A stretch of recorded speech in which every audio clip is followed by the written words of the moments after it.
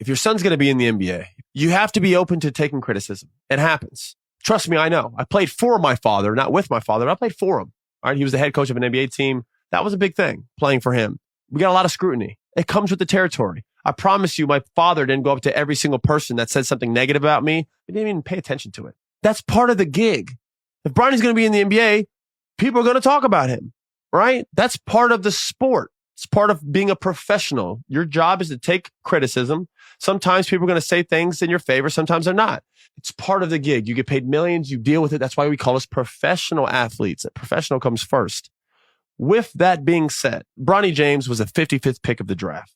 I don't see any other 55th pick getting critiqued when they're out there at the end of the game. For the most part, all rookies, for that matter, have lowlights and highlights. They're rookies. They're supposed to, let alone a second round pick. That's what all I'm going to say with that part. It's like, all right, why are we putting a whole montage together of Bronny's clips? We're not doing that. We're not keeping the same energy about every other player. The response to that would be, well, every other player got in on the merit of themselves. So that's why we're critiquing it. We're hard on Bronny because he got in the NBA because of his dad, which has never happened in the history of the NBA. Has a player been drafted because his father got him on the team? Why this became a big deal? You attacked him as a father. So I was right. That's why he was upset. 100%. Okay. And I talked to someone who's close, and that's where. Welcome to another episode of Quick Take. That was a piece of my episode from Pick Six yesterday, trying to pronounce Howie Roseman's name, the GM for the Philadelphia Eagles, who's done a fantastic job with that team. I was going through my podcast, and all my podcasts are done raw. They're organic. There's no editing. I don't do none of that crap. I just go sit in the mic, record, and then send it out to the listeners, to the thousands of listeners out there, whoever's listening. And so that was a blunder. If you caught that, doesn't matter. It's part of the game. But now I got a clip.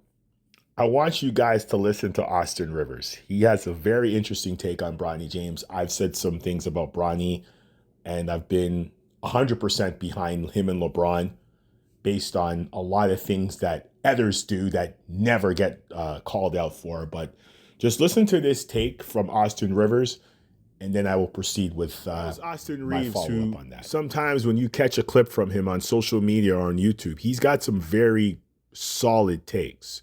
And this was a solid take, and I had to follow up on this because I've been saying the same thing. But I've also been saying I don't have a problem with this because at the end of the day, he's just trying to play. He wants to play. It's not like he's just there. It's not like his dad forced him in and, he's just kind of moping around. He wants to play basketball. You could see it from the energy he puts in. He gives a lot of effort, more so than a lot of the guys who are starting and like to take days off, rest for 3 games and play 2, rest for 5 and play 3. So I've always given him credit. Every time you see him on the court, the highlights that I watch, he's always putting in strong effort. Hand knocked the kid. Yes, the setup was in. Yes, the fix was in. But who was the one that okayed the fix? A product of that same issue that everybody's bitching and crying about LeBron doing. Jeannie Buss. Was she not given the franchise, her and her brother, by her father? Her father, who actually put together this franchise with his 2 own hands and the other great people he had working around him? Jeannie Buss and her brother never worked. They never worked. They have never worked a day in their life. They've been spoiled. They've been handed everything that they could be imagined. Cars, money, houses, material assets. They've never done anything to earn that franchise. And as you can see right now, Jeannie Buss is doing absolutely nothing. All she's doing is selling the Laker name and the logo and the history. She doesn't know how to sell a team. And any Laker fan that has a problem with it, I don't care. It's facts. Jerry Buss is in a different world, a different stratosphere than his kids. 90% of business owners try to give it to their kids. I'm not saying they do get it, but they do. They try to sniff it on them.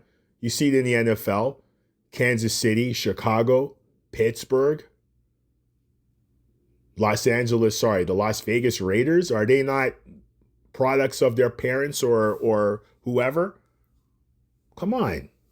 So why are we shooting at LeBron? Because he's a black player who says, hey, man, I want this for myself. I want this for my son, and I want this for my family. So it is nepotism. Yes, he is the most talked about 55th pick in the history of basketball, probably in sports, but so what? He's out there, he's working, he's doing what he needs to do, and he's playing basketball. How come nobody talks about Jeff Bezos, Larry Ellison, Larry Page, Warren Buffett? How come they don't talk about them? Bill Gates. We know for a fact they've hooked up their kids, their family members, their friends with jobs without any superior or any credible qualifications, but they still get work. Come on. This kid works. Okay, last night, LeBron didn't play, Luka didn't play, Reeves didn't play. Day of rest for Luka and Reeves. Again, back to that again. Kid came out with 7 for 10, 17 points, 5 assists, and 3 rebounds. He balled. He had an opportunity to come out and do something, and he made it happen. Congratulations to him. And he's only going to get better. He's going to have games where he's going to score 25. He might score 2. Nobody's expecting him to be LeBron. LeBron is a physical specimen for the ages. He's one of the greatest physical specimens in the history of sports. I said it. He's one of the greatest physical specimens in the history of professional sports. He's 6'8", 260, 265, and can move like anything you've never seen before. Just go look at his rookie year in the league. Go look at some of his high school clips. Look at Zion. Compare him to LeBron at 18, 19. Not even close. Zion doesn't have the physical attributes, the skill set. And Zion is not Zion 6'8", 6'9", and he's 2-something or almost 300 pounds. Can't keep the weight off, can't focus on basketball, can't put the work in. And you look at him, but then you look at LeBron, look at that. Whatever you guys want to say, oh, this and that, oh, his training is this or whatever. He's physically in phenomenal shape, and at 40, going to be 41 in December, he's playing fantastic basketball. And I continue to root for him as he continues to play fantastic basketball. So we can shoot at LeBron. We can shoot at LeBronny. I call him LeBronny sometimes. LeBronny. For whatever you guys want to shoot him for, but the kid is balling. And when I say balling, he's playing his butt off. He wants to play. And he's not taking no for an excuse. He's ready to play. So I'm done with the Bronny situation because I think everybody should understand by now this kid wants to play. Let him play. Let him, like ESPN and all these people that want to talk and say, oh, now they want to apologize and all that. Calm down. It's okay, guys. You don't have to apologize, but don't go back and forth. And then you hear some people say they got to apologize for what? If you're going to critique him, stick to what you say. Don't change your narrative. Stick to what you say. Don't change your narrative back and forth. Either you think he should be there or not. Does he deserve to be in the league? Yes, because his dad made sure he got there. Should he have been picked 55th? Probably not. But there are guys before him that did absolutely nothing. OJ Mayo and Tariq Evans, and I can go on and on. The guys who were drafted in the top 5 and did absolutely nothing and did not put the work in. Bronny's put in more work than these guys have. Take it personal. I don't care. It's facts. So leave the kid alone. Let the kid continue to ball. Let him enjoy his NBA career. I know you guys are going to be criticizing him and be very critical, but let the kid play basketball. He's doing a good job. Now let me move on to the NCAA tournament. And yes, I'm going to start with the women because let me just say this. Let me not mumble here. The last few years, I've been watching both the men's and the women's, especially during the pandemic, 2021. I watched more women's games in the tournament than I did the men, and the women were fantastic. So since that time, I've been watching games. And, it's the women, the tournament start today. Yesterday and Wednesday was the first 4. And some of these games, I was able to catch highlights, not watch the games. Like, for example, I was able to watch highlights from Notre Dame and Stephen F. Austin, and Notre Dame absolutely blew off the brakes from Stephen F. Austin. Blew the brakes off them, 106-54. I saw the highlights via YouTube, the extended version. So I saw more of the beating. And then of course the game between Kentucky and Liberty, which was a 1-point win for Kentucky. Kentucky's the 4 seed and Liberty's the 13 seed, but it didn't feel like that watching those highlights. And of course, Adi Crooks and Iowa State got eliminated by Michigan State. Sorry, by Michigan, not by Michigan State. Michigan, for correction. Michigan came out. They're like, nah, it's over. There was a couple of mishaps that Iowa had that I saw in the highlights, and I was like, you can't do that. You could do that against Princeton, who they played in the first four. You can't do that against a team like Michigan, and subsequently, it cost them the game today. So, but again, like I said, I'm going to start with the women's, and basketball when it comes to college is exciting. Because the NBA right now is not doing too much for us. And I'm going to get to that to end the show. But now I'm going to go to the men because I feel like there's so much out there when it comes to the men. There's a couple of games that I'm going to talk about. Ole Miss, of course, right now, beating North Carolina by 14. I was watching the highlights there on my screen. Maryland doing work on Grand Canyon, which I expected. Also, there's another game I watched today. St. Mary's. St. Mary's came out and said, hey, Vanderbilt, sorry, they won by 3. That was very interesting because there was a moment where there was nothing going on in that game. It was just miss shot. So it was very intriguing. The last little bit of the second half, St. Mary's and Vanderbilt started putting buckets in, but the final score, crazy enough, is 59-56. That's the final score. So Duke and St. Mary's, Duke is just doing what they want to do to Mount St. Mary's. Thanks for coming out. Alabama, of course, beating Robert Morris, 90-81. Iowa State beating Lipscomb, 82-55. Colorado State sending Penny Hardaway home. Sending him home. And it's funny because I just watched a clip of that before I came to get ready to do this episode here, the show, and I was like, Colorado State's doing everything right. They're doing everything right. Rebounding, extra passes. They were just playing basketball, and subsequently they got what they needed, and that was the win. Of course, the 8-9 games are always close. Baylor and Mississippi State. Baylor got it 75-72. So that was today's games. Yesterday's games. Oh man. Where do I start with yesterday's games? Because there's a couple I want to talk about before I close this show off. And I think I'm going to start with this one because I know I got to start with this one, and I should. The one that gets me is McNeese and Clemson. And I watched the second half in full of that game via YouTube. Whoever was able to get that up with any penalties or violations, shout out to you. McNeese absolutely was scrappy. They were not allowing Clemson at all to escape. The game was back and forth. McNeese was up 31-13 after the first half.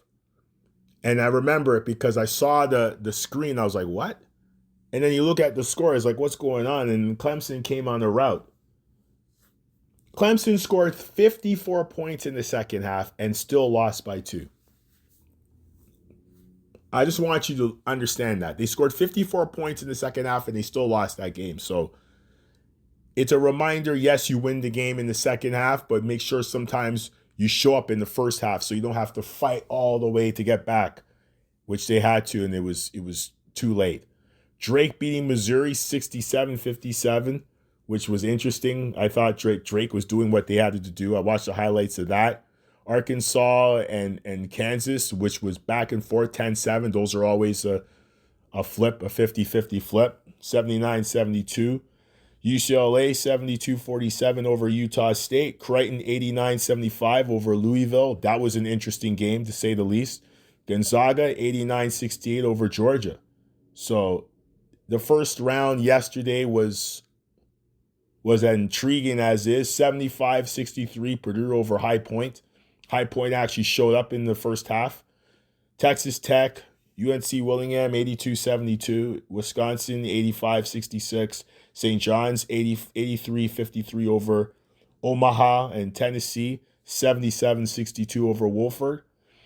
Auburn 83-63 if you didn't know about that. Houston, of course, 78-40 over SIU Edwardsville. So those are your scores. I wasn't even going to do that, but I mean, like myself, I'm a tournament player like most of us, and we all watch. So for those that don't get the scores, there are your scores for day 1 and day 2. And of course, there's some games currently on the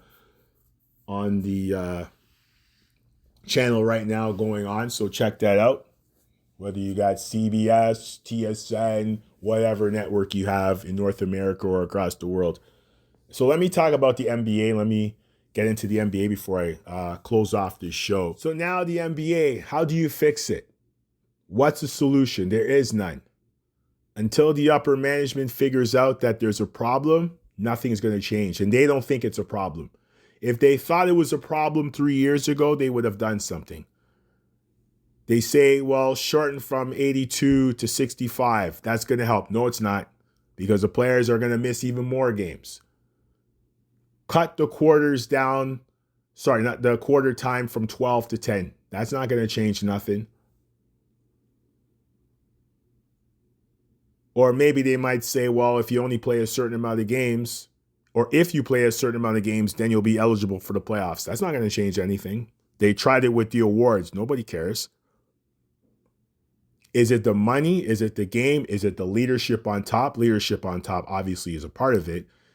But what is the problem with the NBA? Nobody cares. But I'll tell you what's going to happen. And it's happening right now in the United States.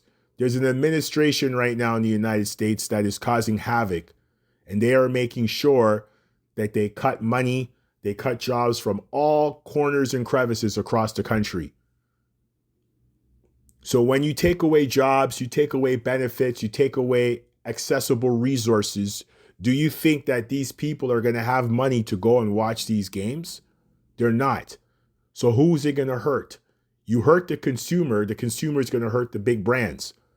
And the NBA, I guarantee you, is going to start seeing a drop in attendance. They already see it in the viewership. The NFL sitting there right now with a big smile on their face, but they know that this whole thing is going to affect them a little bit, but they're going to find ways to fix it, because the NFL is always about the logo and the fans. They know what's going on. They got smart people in that hierarchy. The NBA doesn't have a guy up there who knows what's going on. He kind of just comes out and talks a bunch of things, creates stupid formats, says dumb things, and then says whatever, hands the trophy every June to a team. That's not what we want. What are you going to do to keep the fans intrigued from October to June? That's your job.